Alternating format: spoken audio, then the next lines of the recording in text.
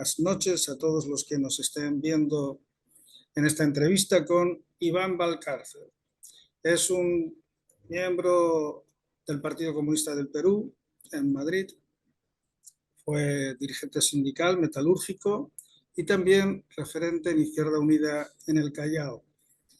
Izquierda Unida tuvo una importancia interesante en los años 80, llegando incluso a disputar desde el segundo puesto la victoria electoral con el APRA de Alan García en 1980. Así que bueno, Iván, agradecerte por tu predisposición a la entrevista. Sabemos que has tenido un día de trabajo hasta hace un rato. Es lo que le toca a la mayoría de los militantes de la izquierda, trabajar y después militar. Así que bueno, te agradecemos doblemente y aquí va la primera pregunta. Sabemos, obviamente, ya han pasado prácticamente 3 meses desde que el 8 de diciembre fue, si no corrígeme, el 7 de diciembre. El 7 de diciembre se produjeron los acontecimientos que le costaron la detención y la cárcel a Pedro Castillo. Bueno, ¿nos podrías hacer un pequeño recuerdo de lo que fueron los acontecimientos de aquellos días? Cuéntanos. Sí, claro. Mira, pues buenas tardes para los compañeros de Buenos Aires y de toda América, y buenas noches aquí en Madrid. Claro, los acontecimientos se dieron el día 7, el día 7 de diciembre en Perú, ¿no? Y el mismo día 8, lo tengo bastante claro, nos reunimos en la Plaza de Sol para denunciar y protestar lo que estaba aconteciendo, ¿no? Es la primera vez que, que, que se le da un golpe de esta naturaleza a un presidente, sin antejuicio, sin el debido proceso, o sea, que fueron con todo contra él, ¿no? Un presidente que había sido ya prácticamente, se le habían jurado que no lo iban a dejar gobernar y ni siquiera asumir el cargo. Se han dado muchos temas en este sentido, pero el gobierno se ha mantenido cerca de año y medio, ¿no? Hasta que lo han depuesto este 7 de diciembre.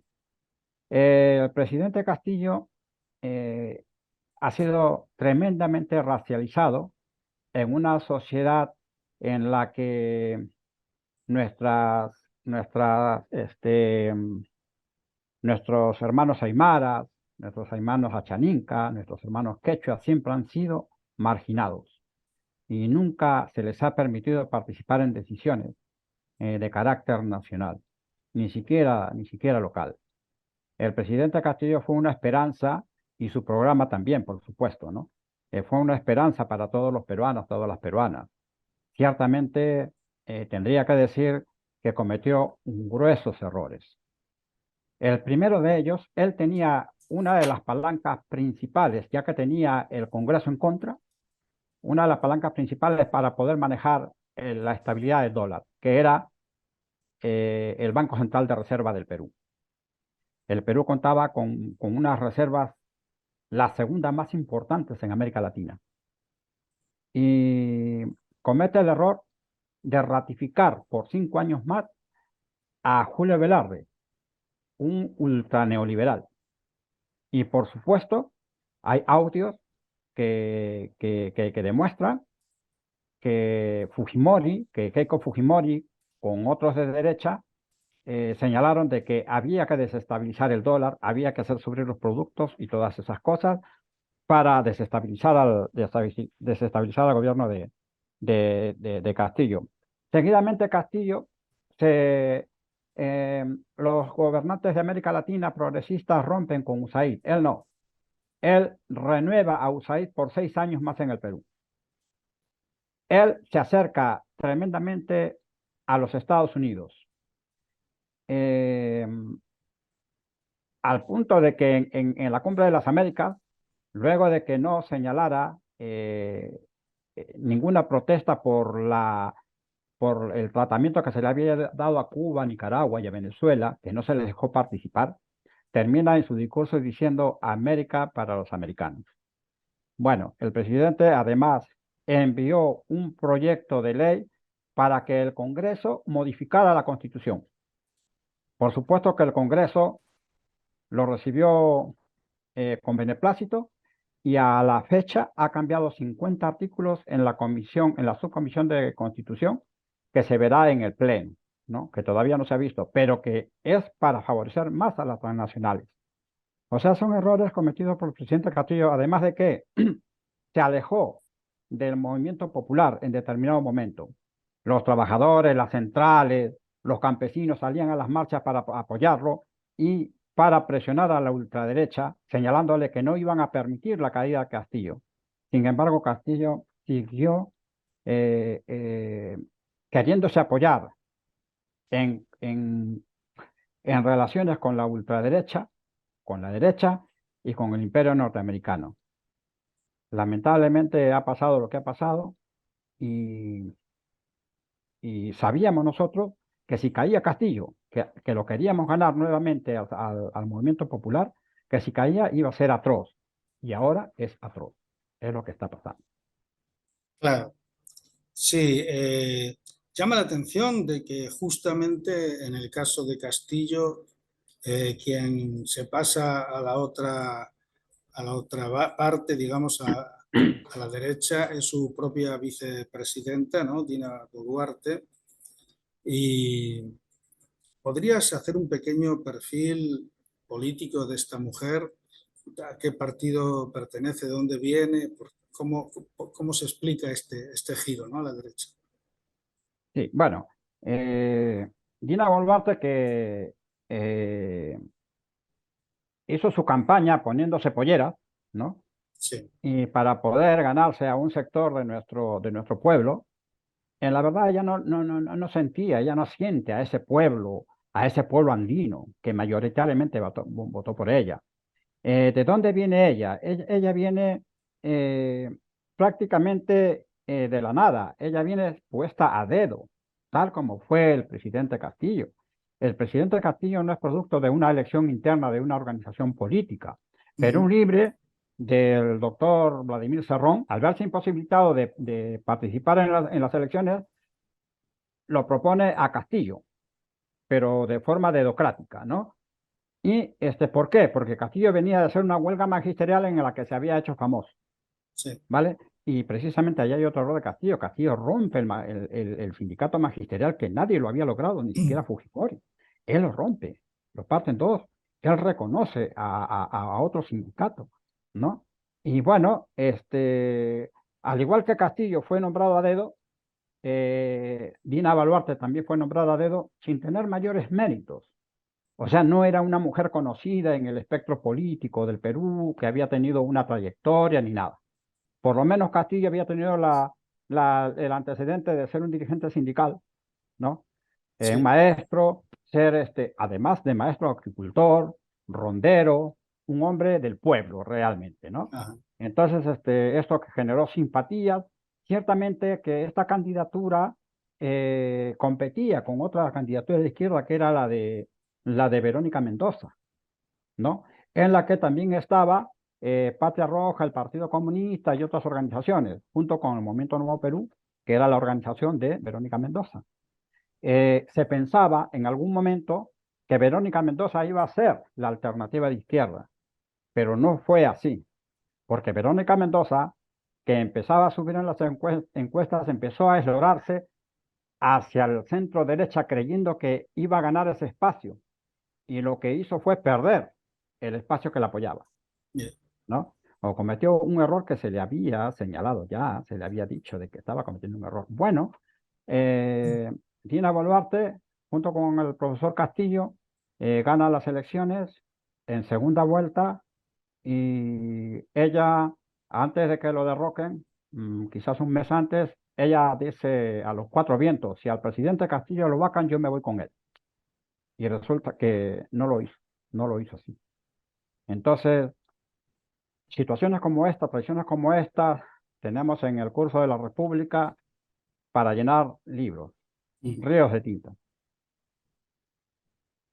Es por Claro, eso que la política en el Perú está devaluada, la gente no cree en la política, pero lo que está aconteciendo es algo inédito en el Perú. claro. Es algo que Cuál- sociológicamente, antropológicamente hay que analizarlo para poder proyectarse hacia una elevación cualitativa de esta lucha. Claro, esta lucha se está dando principalmente en las zonas más rurales, ¿no? También algunas ciudades. Sí. ¿Podrías explicar cómo se llegó a generalizar en esta zona? Creo que es fundamentalmente en el sur del Perú, pero bueno, explícanos tú en qué ciudades y de qué formas se están organizando y si están logrando darle una dirección unificada a esta lucha. Claro, a pesar de que el presidente Castillo es de la parte norte del Perú, de Cajamarca, de Chota, Sí, no es el norte precisamente el que tiene la batuta de lucha, es en el sur, centro y sur, sobre todo en los departamentos de nuestra serranía, en donde está Puno, Juliaca, que es parte de Puno, es parte de Arequipa, Ayacucho, ¿no? Junín, y entonces Huancavelica. Eh, ellos se levantan porque el presidente Castillo los representaba la cholitud, representaba el ser indio, ¿no? sí, Ellos se sentían representados en él.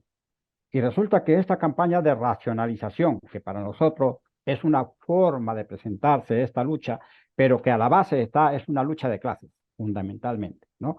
Pero que se presenta como una forma de enfrentamiento racial. Estos compatriotas aymaras, quechuas, se sienten ofendidos cuando al presidente le dicen llama, euquénido, indio, cholo, ¿no? Entonces ellos sentían en sus carnes ese menosprecio, que es un menosprecio histórico en el Perú, claro. pero lo que no era histórico en el Perú, nunca había habido algo tan histórico como que un profesor de escuela primaria llegue a ser presidente de la República, y más Sí. aún con un hablar propio de nuestros hermanos del Ande, ¿no? Y que además sea un agricultor. Eso nunca, nunca se había dado. Y la derecha, la ultraderecha no lo permitió, el fujimorismo no lo permitió. Entonces, estas luchas que hay, que no tienen una dirección, no tienen una dirección eh, única, pero sí tienen direcciones, o sea, ellos saben lo que quieren, ellos saben qué formas de lucha están empleando para poder vencer, para poder salir victoriosos. ¿Qué significa la victoria? La victoria significa la caída de Dina Boluarte, nuevas elecciones y también unas elecciones para una constituyente que elabore una nueva constitución. La, las poblaciones del sur y de todo el país saben perfectamente que la lucha es por esos tres objetivos. Eso lo tienen claro, lo tenemos claro todos, ¿no? Ujú. Hay algunos matices, algunas diferencias, pero que en líneas generales eso es. Entonces, ¿por qué se levantan? Se levantan porque ellos votaron mayoritariamente, pero casi, casi totalmente por Castillo. Ellos han sentido que han violentado las urnas donde ellos votaron, que no se ha respetado su voto, y que cumplieron la promesa que hicieron, o sea, la ultraderecha, a que a Castillo lo sacarían. Porque desde antes de que asumiera ya estaba él amenazado con que lo Sí. sacarían.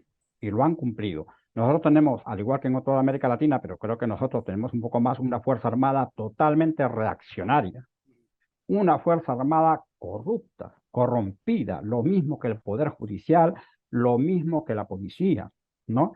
Lo mismo que el Parlamento.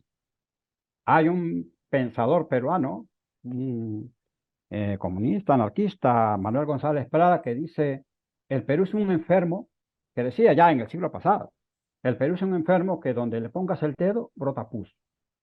Hoy en día ya no hay que ponerle el dedo. La pus brota sola en ese cuerpo septicémico, ¿no? En el Perú. O sea que la corrupción es transversal en el país. Sí. Sí, es lo que te iba a decir justo en esta siguiente pregunta para que puedas comentarnos tu mirada, ¿no?, sobre lo que está pasando en tu país. Eh, Da la sensación tal cual de que la sociedad peruana está desarticulada, ¿no? Eh, con un funcionamiento, qué sé yo, inorgánico. Está la policía y, en fin, y la derecha reprimiendo porque es lo único que entienden, que saben hacer y que quieren hacer para derrotar este movimiento y seguir en el poder por otros 30, 40 años, como lo vienen haciendo, ¿no? Eh, Quizás con la excepción, con todas las salvedades y comentarios que uno puede hacer, de la época en que Alan García estuvo en el año 85 aproximadamente, pero bueno, también acabó mal, ¿no? Acabó Así es, como un sí, presidente corrupto que además, corrupto. para colmo, no lo soportó y se suicidó. Eh, Entiendo yo que se suicidó, no conozco los detalles, ¿no? A veces Aunque hay otras teorías de que no se suicidó, pero que huyó, ¿no? que lo Y suicidaron igual. sí, sí, sí, pero claro, claro. Pero bueno, terminó muy mal, y ese es un poco el ambiente social o el clima social que tenemos en Perú. Se habla también de una especie de nueva burguesía un tanto marginal o que me gustaría, si tú tienes elementos como para explicar cómo es esto, ¿no? Porque hay una gran burguesía que concentra todo lo que serían las explotaciones mineras y demás recursos importantes, pero después hay como multitud de pequeños negocios que han permitido el crecimiento de una pequeña burguesía que de alguna manera, no sé, tiene una inclinación también a dejar pasar las cosas, apoyando a la derecha, etcétera, etcétera. Cuéntanos un poco, la verdad que yo, salvo lo que dicen los periódicos, no tenemos una información directa desde adentro. Cuéntanos un poco cómo ves ese clima. Sí, mira, quisiera también señalar un punto que me parece importante. Los partidos de izquierda en el Perú ahora mismo no tienen preponderancia ni tienen un accionar en estas movilizaciones. Mm, Han quedado offside, han quedado fuera de juego. Y reconocemos que no hemos estado a la altura, que no hemos estado a la altura de esos acontecimientos. mm, Y por otro lado, que hay, sí, o sea, sí hay direcciones regionales que van coordinando entre ellos y que cada vez conforme va pasando el tiempo van logrando una mejor organización, una mejor coordinación. Y ese es el problema que sabe perfectamente el gobierno, que con el tiempo, el gobierno juega a desgastar, pero claro. lo que está generando es que en ese transcurso del tiempo y de luchas van adquiriendo experiencia y van coordinándose mejor y van planteando mejores formas de lucha. Ellos ya tienen claro de que, al igual que en Chile en el 70, en el 73, con la huelga de los camioneros, generaron un gran problema en Santiago, ¿no?, en contra de Allende. Acá lo van a hacer, pero en sentido contrario. Ajá, Van a cerrar las carreteras para que no entren alimentos a Lima y claro. pueda la gente de Lima reaccionar en contra del gobierno, ¿no? De una parte. Luego, Mm, sí, hay una burguesía, una pequeña burguesía que se formó después de la reforma agraria, ¿no?, de Velasco. sí, Eso permitió que en nuestros pueblos del Ande algunos campesinos pudieran destacar y surgir y progresar. Y porque además se formaron cooperativas agrarias y el gobierno también tuvo un sistema de comercialización de sus productos y esto generó que salieran de la extrema pobreza y es más, se convirtieran en empresarios, ¿vale? Entonces, en ese sentido, ellos también quieren participar en el poder. Ellos quieren ser parte de los que gestionen la política nacional, pero que también en ese sentido se les ha relegado. Hay lugares donde se han creado, bueno, Arequipa, por decir que es la segunda ciudad, tiene una burguesía propia. Arequipa tiene es uno de los pocos departamentos en el país y quizás creo el único, que tiene una burguesía propia, una industria generada propia de allí que es bastante reconocida, ¿no? Eh, pero ¿qué es lo que pasa? Que hay un elemento, hay un arma fundamental que tiene el gobierno de Fujimori, porque este es un gobierno fujimorista, hay que entender qué es el fujimorismo. Claro, El fujimorismo no solamente son 10 años de gobierno, el fujimorismo es una forma de gobernar la corrupción de los medios de comunicación, de las Fuerzas Armadas, del Poder Judicial, o sea, el apoderamiento de todo este aparato del Estado, corrompiéndolo, sí, ¿no? Y poniéndolo al servicio del gobierno de facto, del gobierno de turno. Este fujimorismo que se inició en el 80 continúa hasta ahora. En el 90, perdón, continúa hasta ahora. O sea, las formas del fujimorismo continúan. Todos los gobiernos que han venido, todos han practicado fujimorismo. Un fujimorismo sin fujimori, todos. claro. Entonces, decir que tienen, hay un temor de un sector de la población que se le ha metido en la cabeza que Fujimori acabó con el terrorismo y nos trajo paz. Y que tienen miedo de que el Perú nuevamente vuelva a los tiempos del senderismo, Claro. del terrorismo. Esos dos terrorismos, el terrorismo de Estado de Fujimori y el terrorismo de Sendero Luminoso. Hay gente que sí tiene miedo, es verdad. Las han Sí, trabajado psicológicamente, sociológicamente a través de los sí. medios de comunicación. Y es la gente que o se mantiene al margen o se pone del lado del gobierno, ¿vale? Entonces, esa situación se da aquí en el Perú. Por eso el terruqueo es un arma importantísima para el gobierno. Importantísima el ¿Cómo has terruqueo. llamado, perdón, el perruqueo? De terror, de Ah, terror. terruqueo. El Vale, vale. terruqueo. O sea que cualquier acción válida y que tenga una base este, em, de justicia de nuestro pueblo, se le dice terruco. Claro, Allí está Sendero Luminoso metido. Que claro. de repente una huelga, allí está Sendero Luminoso metido. O sea, el Sí, terruqueo es sí, tremendo. sí, sí. Y la gente sin masticarlo se lo come. Claro, ¿No? Entonces le generan ese temor a la población, sobre todo sí, costeña y fundamentalmente limeña. Lima tiene un tercio de la población del Perú. Lima es sí, determinante. sí, sí, sí. Te quería, nada, una reflexión sencilla, pero creo que contundente, sobre la experiencia de Sendero Luminoso, ¿no? Durante aquellos años discutíamos mucho aquí en Argentina sobre el papel de Sendero Luminoso, también en España, y francamente, ¿no? Cuánto daño, ¿no? Que causó, y no solamente en el momento en que estaban activos, sino que duró décadas. Durante Hasta ahora. décadas están utilizando las secuelas del El fantasma. terrorismo, del fantasma, ¿no? De Sendero Luminoso, que fue bastante lamentable, ¿no? Muy criticable desde todo punto de vista. Por lo tanto, bueno, mi pregunta venía un poco para ir resumiendo tu entrevista, que nos has aportado una mirada muy interesante y que nos clarifica cosas sobre lo que está pasando en Perú. Eh, Mi pregunta es, ¿cómo imaginas cuál sería tu perspectiva sobre el desarrollo de estas luchas? Porque decías muy bien, el gobierno apunta al cansancio, a que la gente vuelva a, a sus tareas diarias y ya abandonen la lucha. Esa es una opción, una posibilidad. No es una opción, es algo que puede suceder. La única opción realmente es la lucha hasta que caiga el gobierno. Y la otra sería que las luchas se mantengan, incluso puedan crecer. En este momento pareciera que hay un cierto cansancio, pero puede ocurrir cualquier cosa otra vez, que se les vaya la mano con alguna represión, con alguna cosa y no, porque las ganas de escarmentar son muy grandes por parte de la derecha, las ganas de reprimir, de infligir castigo, ¿no? Para que no se levante el pueblo, etcétera, etcétera.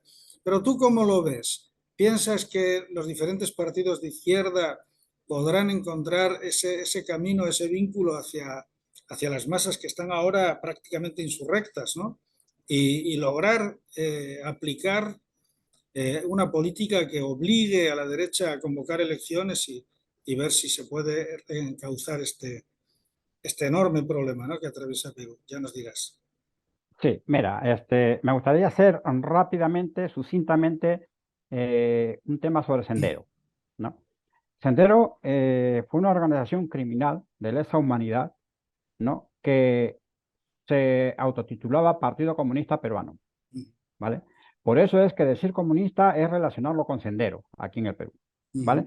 Para nosotros es una losa pesadísima lo que hizo, pero sin embargo Sendero asesinó a pueblos enteros, a niños, a madres embarazadas. Sendero no tocó ni con el pétalo de una rosa a la burguesía peruana, a la clase dominante. Sendero se dedicó a asesinar a dirigentes sindicales, a dirigentes de Izquierda Unida, a dirigentes del Partido Comunista Peruano, a militantes del Partido Comunista Peruano. Eh, el Sendero Luminoso prácticamente le hizo el trabajo sucio a la CIA, Sí, ¿vale? Entonces, eso ha dejado una secuela y un temor en la población que nos cuesta a nosotros los comunistas poder levantar y poder potenciar. Estamos ahora en un proceso de recuperación. Y por otro lado, la perspectiva que hay, el gobierno juega acaba de dar una disposición de que el ejército y la policía pueden usar sus armas de guerra, disparar y que no tendrán un proceso posterior por lo que hagan, claro, ¿vale? Lo que significa que estos 80 muertos que hay ahora mismo posiblemente van a aumentarse exponencialmente. Eh, Hay grandes posibilidades de ganar esta lucha, o sea, lo que significa lograr el derrocamiento de este gobierno. Como que hay posibilidades de que por el cansancio y alguna desorganización vaya avanzando la tendencia de la ultraderecha. O sea, pueden darse cualquiera de las dos posibilidades, ¿no? Todo depende cómo se coordine de aquí en adelante, pero hay un trabajo que es muy importante reconocer, que en muchos países del mundo las colonias peruanas se han movilizado, han visibilizado lo que está sucediendo en el Perú y las protestas que se hacen aquí en España, como en Nueva York, como en Italia, como en Alemania, ¿no? Hoy en día ya el gobierno español señaló que no vendería armamento material contra las manifestaciones, ¿no? y Entonces, eso es un antidisturbios, sí. avance. Hoy en día hay una delegación, ya había una delegación de congresistas argentinos que ha venido al Perú, ya ha hecho un pronunciamiento. Ya la Sí, Comisión Internacional de Derechos Humanos ya ha intervenido también. La ONU ya también se está manifestando. Y ya hay voces en los medios de comunicación de la ultraderecha que ya señalan la necesidad de que Dina Boluarte deje el gobierno. Ya hay un resquebrajamiento en ese sentido. Es por eso que como una forma de manifestar debilidad, la Fuerza Armada ha salido a decir que ellos van a ir con todo contra las manifestaciones. ¿Vale? O sea que claro. hay una perspectiva de poder ganar, de poder lograr una victoria por la experiencia y por la mejor capacidad de organización que va tomando el movimiento, de una parte, ¿no? Y Sí, de otra parte, lo que estamos haciendo nosotros en el extranjero, visibilizando lo que está pasando en el Perú. Hemos estado en Fitur, intervinimos allí, hemos ido al consulado y hemos hecho un scratch en el consulado, hemos ido a la embajada, el martes estamos en el Congreso de los Diputados, ¿no? muy bien. El martes también viene el abogado en lo penal de Castillo aquí a Madrid. Ajá, Vamos a hacer un evento con él, muy ¿no? bien. Para denunciar. O sea Sí, que la importancia de visibilizar en el extranjero sí. estas situaciones. Hemos estado frente al Ministerio de Relaciones Exteriores de España Ve cerrando, también. nos queda menos de un minuto. Te dejo el Vale, minuto entero para que cierres como te parezca mejor. vale. Nada, agradecer la entrevista, convocar a la solidaridad internacional en apoyo a la vida y a la libertad, que es por lo que se está luchando en el Perú. Y agradecer también programas como el tuyo, que ayudan mucho a visibilizar esta situación, de manera tal de que un agradecimiento para ti y un llamado, una convocatoria a todos los que te siguen para que apoyen esta lucha que es la lucha de todo ser humano. Lo mismo te digo, un abrazo, muchas gracias Iván, estamos en contacto y esperamos pronto se resuelva de la manera más favorable la lucha del pueblo peruano. Hasta pronto, compañero. Un placer, Camarada. gracias. Buenas noches, camarada. Buenas noches.